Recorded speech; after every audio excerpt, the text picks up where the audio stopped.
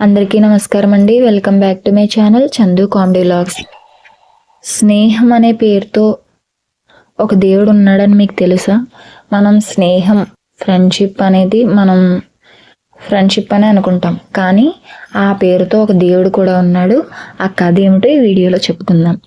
ఎక్కడ స్కిప్ చేయకుండా చూడండి, చాలా ఇంట్రెస్టింగ్గా ఉంటుంది. వీడియో నచ్చితే ఒక లైక్ చేయండి. వేదమంత్రాలు చదివేటప్పుడు మిత్ర అన్న శబ్దం తరచుగా వినిపిస్తుంది. మిత్ర అనేది కేవలం ఒక పదమే కాదు, మన పూర్వీకులు వైదిక కాలంలో ఏర్పరచుకున్న ఒక దైవం. కలిపి ఉంచడం లేదా వాగ్దానానికి కట్టుబడి ఉండడం అన్న సంస్కృత అర్థం నుంచి మిత్ర అన్న పేరు వచ్చింది.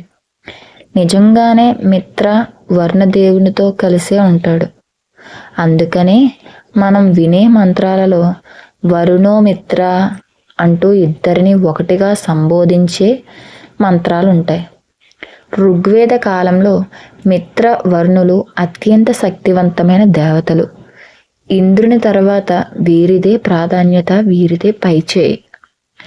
సూర్యుడు ఆకాశంలో కదలాలన్నా, వర్షం కురవాలన్నా, ఆ వర్షపు చినుకులు గడ్డి పరకలకి చేరాలన్నా, నదులు పారాలన్నా, చల్లని గాలి వీచాలన్నా మిత్రావర్ణులదే బాధ్యత.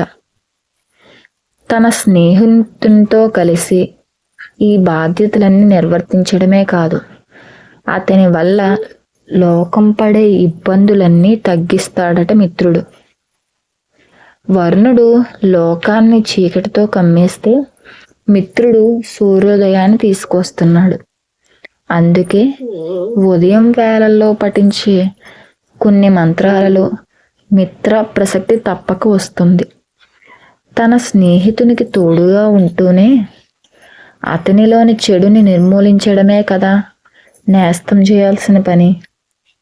ఈ బాధ్యతలన్నింటికి తోడుగా వాగ్దానాలకి, స్నేహానికి సంబంధించిన విషయాలకు కూడా మిత్ర ఒక ప్రత్యేకమైన దైవం. మనకి చేరువుగా ఉండే వ్యక్తిని మిత్రుడు అని సంబోధించడం కూడా ఈ మిత్ర అన్న సంప్రదాయం నుంచే వచ్చిందట. మిత్రావర్ణులు కలిసి ప్రకృతిని నడిపించడమే కాదు, ధర్మానికి అనుగుణంగా లోకం నడిచేటట్లు చూసుకుంటూ గమనిస్తూ ఉంటారట. ప్రపంచం ఈ నియమం ప్రకారం నడవడానికి వేదాలలో ఋతం అన్న పేరు పెట్టారు. మిత్ర జొరాస్ట్రియన్ మతంలో కూడా కనిపిస్తాడు. కాలం గడుస్తున్న కొద్దీ వర్ణుడు కేవలం జలాలకే పరిమితమైపోయాడు.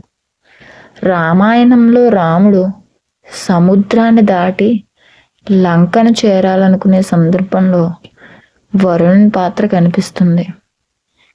వర్ణునికే ప్రాధాన్యత తగ్గిపోయినప్పుడు ఇక మిత్రుని గురించి చెప్పేదేముంది? మిత్ర అన్న పేరుని తరువాత కాలంలో సూర్యునిగా ఆపాదించారు. సూర్యునికి ఉన్న నామాల్లో ఓం మిత్రాయ నమః అన్న పేరు తొలి స్థానంలో కనిపిస్తుంది. మరి ప్రపంచానికి వెలుగునిచ్చేవాడే కదా నిజమైన మిత్రుడు. దీన్ని బట్టి మనకి పూర్వకాలంలో మనం స్నేహం అనే పేరుతో ఒక దైవం కూడా, ఒక దేవుడు కూడా ఉన్నాడని పురాణాలు చెబుతున్నాయి. ఈ వీడియో నచ్చితే లైక్ చేయండి. అలానే మన ఛానల్ ఇంకా సబ్స్క్రైబ్ చేసుకోకుండా చూస్తున్నట్లయితే చందు కామెడీ వ్లాగ్స్ అనే ఛానల్ సబ్స్క్రైబ్ చేసుకోండి. Thanks for watching.